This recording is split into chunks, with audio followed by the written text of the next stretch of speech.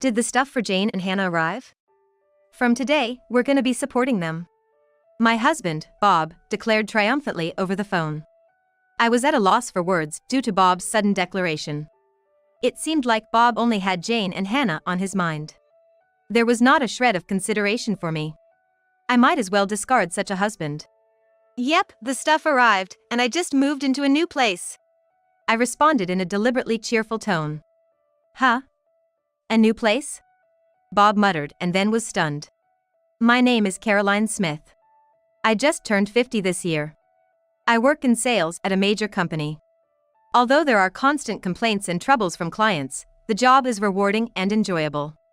I have many clients who have been good to me since back in the day. Working hard on weekdays means I tend to chill at home on weekends. My only family is my husband, Bob. We don't have children. My parents passed away quite a while ago. My parents-in-law live nearby, but we're not that close. We have a casual relationship. Bob loves dining out, often taking his sister Jane along for many of his outings. Jane's daughter, Hannah, always joins them. In the early stages of our marriage, I did complain to Bob. Because he always prioritized Jane and her daughter over me. However, those feelings gradually faded. Why? I want to repay them for the struggles I caused during my student days. After learning of Bob's sincere feelings, I understood. In reality, my in-laws are impoverished. They live in a small, run-down apartment. It's incredibly cramped. Ever since my father-in-law failed in his business ventures, they've lived this way. Still, amidst it all, Bob diligently pursued his studies. However, he didn't pass his first-choice state university. It seems he only got accepted into private universities. Naturally, he was told by his parents that they couldn't afford to pay for it. That's when Jane, who was working at the time, helped out a bit with his tuition. With the aid of scholarships, Bob somehow managed to graduate from college. That's why Bob seems to be grateful to Jane, who supported him during difficult times. And then, after Jane got married, she quit her job. Her husband wanted her to be a stay-at-home mom, it seems. Therefore, the amount of money Jane herself can use is limited. After hearing this story, I stopped complaining. I can understand the reasons for wanting to give back. I thought it best to let Bob do as he pleases. Although there's a bit of loneliness, it can't be helped. Well, I'm gonna go out to eat with Jane and Hannah now. Bob is going to dine out with Jane and her daughter today, as well. Have a good time. With a smile, I saw Bob off. Let's continue to live, supporting each other, with Bob, who values family, in the future. That's what I thought. The rift in our relationship happened about 3 months ago. One day, Bob approached with a serious expression, saying, "In fact, Jane's getting a divorce. She seems to have decided to keep custody of Hannah." When I heard Jane was divorcing, I was honestly very perplexed. Because, to me, Jane was a type of person I found difficult to deal with. This goes back to when I visited Bob's parents' house to introduce myself before we got married. Jane happened to be visiting Bob's family home at the time. "Bob, you're marrying her? She's so plain and has bad taste." Jane laughed uproariously at me as soon as she saw my face. Bob and his parents didn't say a word. Everyone just acted like they didn't notice. So, I had no choice but to tolerate Jane's rude behavior. As I recalled that, Bob continued, "I'm gonna visit home every day for a while. Unlike you, who's thick-skinned, Jane is delicate. And I'm worried about Hannah too." Bob disparaged me with a calm demeanor. However, I did not retort.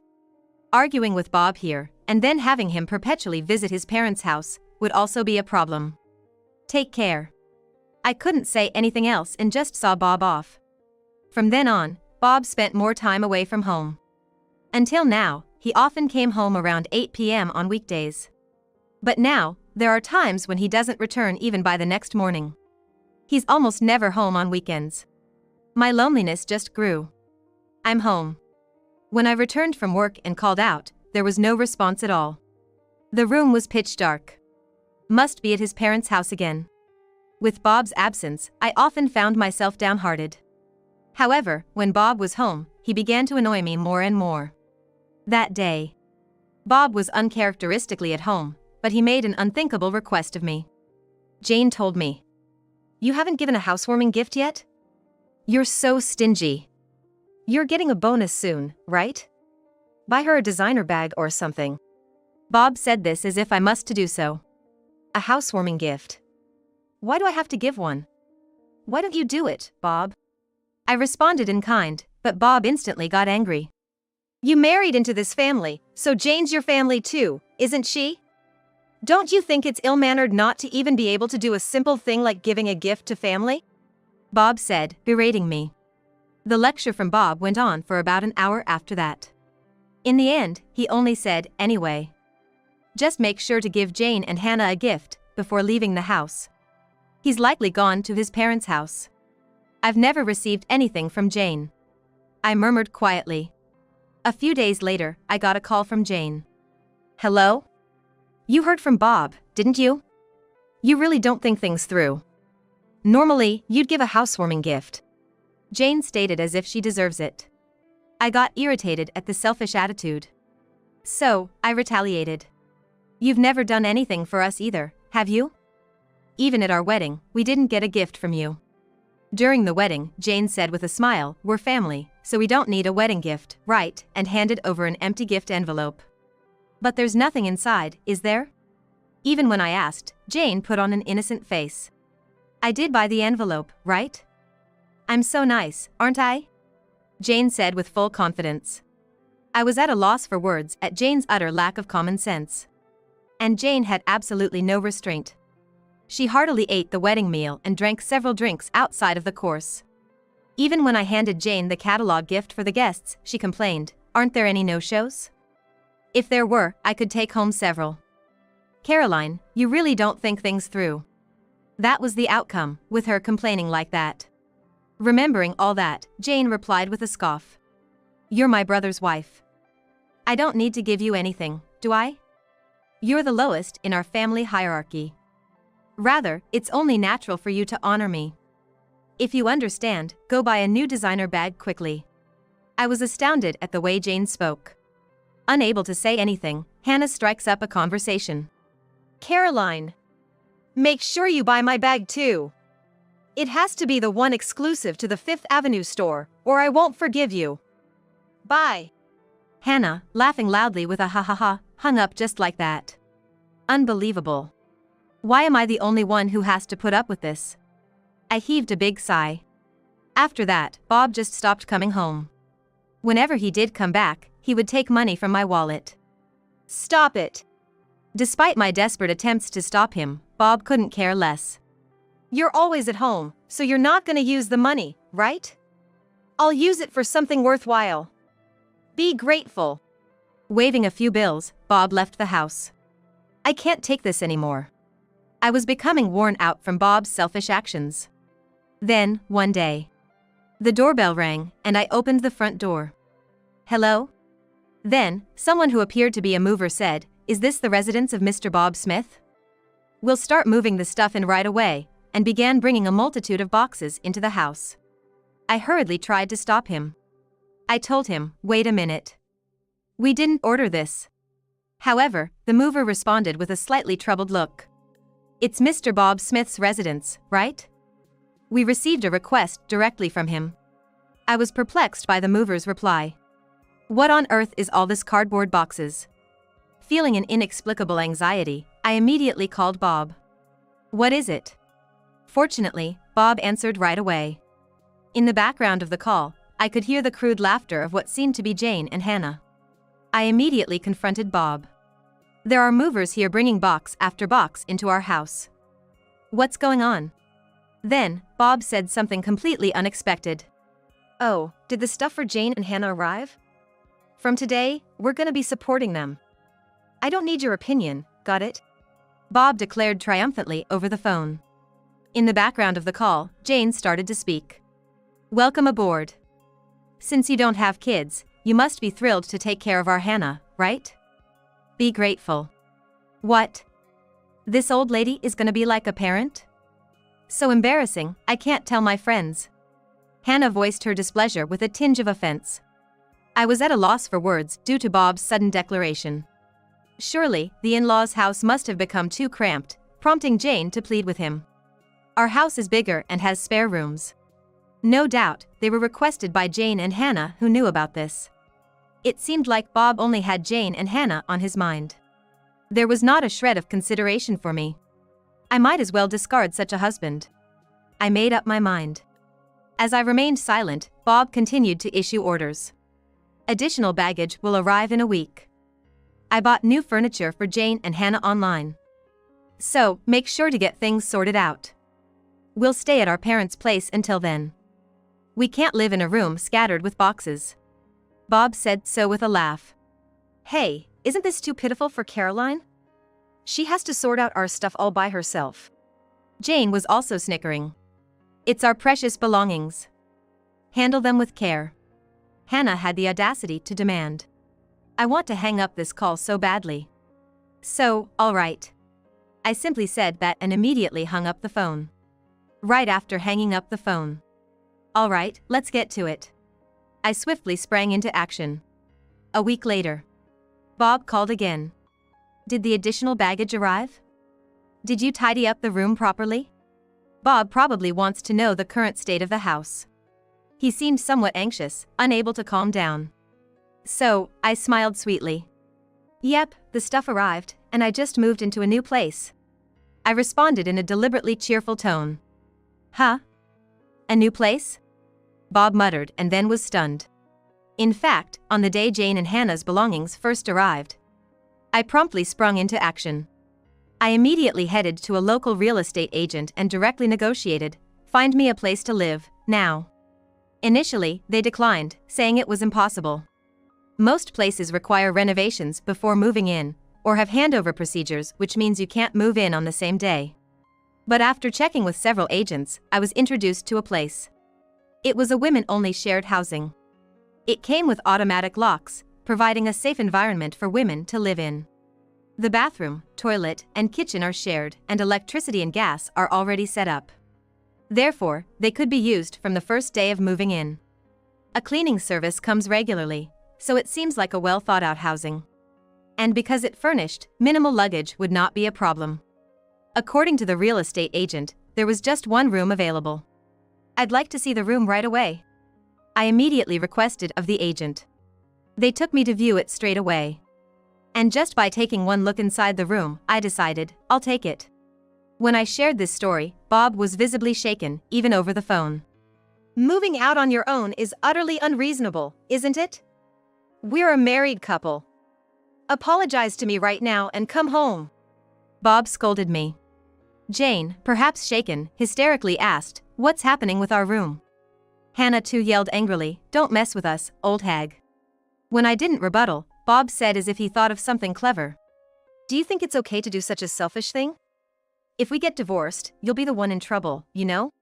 "That's right. With your age and looks, you won't find another suitor in the future, right? You're just a plain old lady. Your future's looking pretty bleak, how pitiful." "Serves you right," Jane said, sounding rather pleased. In the background over the phone, Hannah was laughing and saying, "The old lady's done for." At that moment, Bob said, sounding smug, "If you apologize to us sincerely from now on, I'll forgive you. Unlike you, we're kind, after all." He snorted through his nose, laughing. In the background of the call, Jane and Hannah were shouting in agreement. So I gave them a piece of my mind. Actually, Bob should be the one apologizing, don't you think? I know about the affair you're having. What? Bob was visibly shaken. The truth is, Bob has been cheating for over 3 months now. The other woman is a colleague from his workplace. How did you find out? I thought I'd been utterly discreet. Bob asked, his voice trembling with fear. He must have been so sure he wouldn't get caught. So, it wasn't surprising he reacted that way. Being the kind-hearted person that I am, I decided to tell him. I hired a private investigator just in case. Because you've hardly been home, right? I thought maybe you were cheating. Good thing I trusted my instincts. And since Bob stayed silent, I just kept on going. I was shocked when the PI got back to me. They finished the investigation in 3 days. You were seeing her every day, huh? Those meals out with Jane and Hannah were only on your days off, it seems. They said they got plenty of pictures too. I said, laughing. According to the PI's findings, Bob had been gallivanting around with his mistress every day after work. The money he'd likely been taking from my wallet must have been for her. Bob and his mistress were often close together, making it easy for the PI to get good pictures. I'm gonna divorce you, Bob, and I'll be demanding alimony. And of course, from your colleague, the mistress, as well. Expect a certified letter at your office, I said, smirking to Bob. After receiving the PI's results, I headed straight to a law firm. Having conclusive evidence, even the lawyers seemed rather taken aback. How dare you? Bob spat out, clearly irate. When the certified letter arrives at the company, even without opening it, they'll probably have a pretty good idea of what's going on. And it's not just going to Bob, but to his mistress at the same company. Surely everyone at the office will find out about their affair. Hey! Bob, are you okay? The situation has taken a dark turn, and Jane sounded anxious. Jane must have been planning to have Bob and me take care of life's chores for her, intending to lead a leisurely life as a NEET. Jane has a long history of being a housewife, and it's unlikely she can start working now. Bob is the only one to rely on, and it can't be helped, I guess. Bob, what are you gonna do? I haven't worked a day since graduating from high school, and there's no way I'm doing a part-time job now. Hannah seemed slightly troubled as well. Even when Jane and Hannah blame him, Bob remains silent, unable to say anything. I delivered a further blow to Bob. Bob, you probably haven't saved any money, have you? It said in the investigation report that you've been generously spending on your mistress. Even bought her the new designer handbag. Maybe you're in debt, too? I dropped a bomb. What? Whether Bob is shaken up, he can't find the words. Ignoring him, Jane is yelling at him. What? You don't buy them for me, but why did you get them for your mistress? Are you kidding me? Plus, debt? How much do you owe? I hate you, Bob. Even though I begged so much, you never bought me anything. Hannah also scolds Bob in a high-pitched voice. On the other side of the phone, Jane and Hannah are noisily complaining. Caroline, I really am sorry. So, please, handle these two somehow. Bob pleaded with me in an exhausted voice. But I have no intention of forgiving Bob. Why don't you deal with it yourself? I'm not involved, and it's what you deserve. Better tell your mistress soon. If you dilly-dally, a certified mail will reach your company, you know? I said to Bob with a smirk. Damn. Bob seemed frustrated. Ignoring such a Bob, I spoke. Well then, do your best. And please give me plenty of alimony. I hung up the phone right there. After hanging up, there were several calls from Bob, but I ignored them. Let Bob and Jane struggle as much as they want. I muttered quietly and set Bob's contact to block incoming calls. After that, my divorce with Bob was finalized. Initially, Bob resisted. Because there was dual income until now, Bob could afford to live even while he just messed around. With just Bob's income, maintaining the lifestyle we've had until now is certainly not feasible. It seems like Bob understands that, which is why he doesn't want to divorce me. However, I have decisive evidence of Bob's infidelity. Ultimately, I conveyed to him that I have absolutely no intention of reconciling, and that I will take legal action if he doesn't agree to the divorce any longer. With that, Bob, hanging his head down, said, "I'll agree to the divorce," and stamped the divorce papers. And so, I demanded alimony from Bob and settlement for emotional damage from his partner. The amount was determined while being informed about the going rate from my lawyer. So, I believe it's a fair amount. In fact, Bob's partner paid it promptly. Apparently, she borrowed it from her parents after explaining the situation. However, it was a steep amount for Bob. Can it be reduced? Even though he said that numerous times, I ultimately rejected Bob's request. During the meeting with our lawyers at the law office, how about I add on the money you stole from my wallet? As I cheerfully asked that, Bob turned pale as a ghost. That amount is fine. In the end, Bob, trembling, agreed. After that, both Bob and his partner resigned from their company.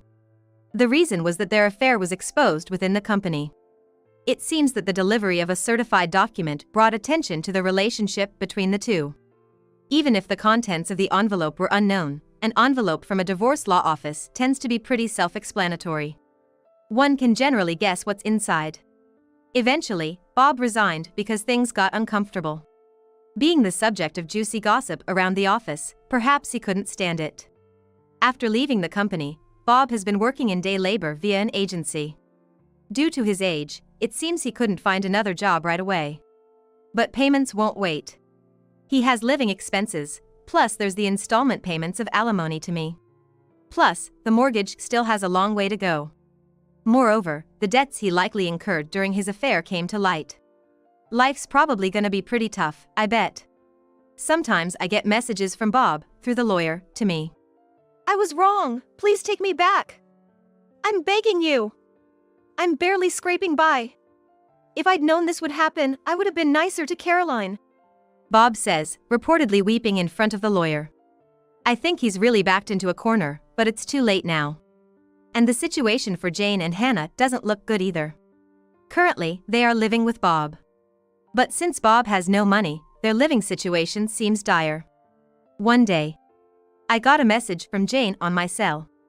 I had blocked Bob's number, but I hadn't blocked Jane's. Seems like that backfired. Wondering what she could possibly want now, I answered the call. Hello? And the moment I answered, Jane begged me. Please, help us. We're living with Bob, but he has no money and our electricity and gas are gonna be shut off. We don't even have anything left to eat. Jane spoke in an exhausted voice. I was surprised that their living situation had become so desperate. But I had no intention of helping. So, I brushed Jane off coldly. Why don't you work? You're healthy, aren't you, Jane? You used to work back in the day, right? Then, Hannah, presumably next to Jane, spoke up. Caroline, isn't that harsh? You're working at a major company. You wrangled money out of Bob and his affair partner, so you must have some financial leeway, right? So, you have a duty to support Mom and me. If you tell us your address, we'll come there. Take care of us. Hannah apparently has no intention of working, even now. It's truly exasperating, considering she's still young. Biting back a sigh, I conveyed my stance. Now that I'm divorced from Bob, I'm a complete stranger to you, Hannah. I have no intention of supporting you, and I don't want anything more to do with you. Don't call me again. As soon as I finished speaking, Hannah shouted. Don't mess with me, you old hag. You should just quietly take care of us. Tell us your address right now. After that, they kept shrieking for quite a while. Their characters will likely never change, for the rest of their lives. I have nothing to do with this anymore. Goodbye. With that, I hung up the phone. I immediately blocked Jane's number. I never want to deal with them again. In their current state, they will likely face more hardship. But it's their own laziness that brought this upon them. I think it's fine if they continue to suffer. A year later, I decided to move out of the shared housing. It's a bit sad to leave where I made friends. The reason I'm leaving this fun and lively place is because I decided to adopt a dog. I met the dog at an adoption event. A dog-loving friend invited me, and I went along. That's where I had a destiny-filled encounter. While other dogs were being friendly with various people, this dog was different. It stared at me intently.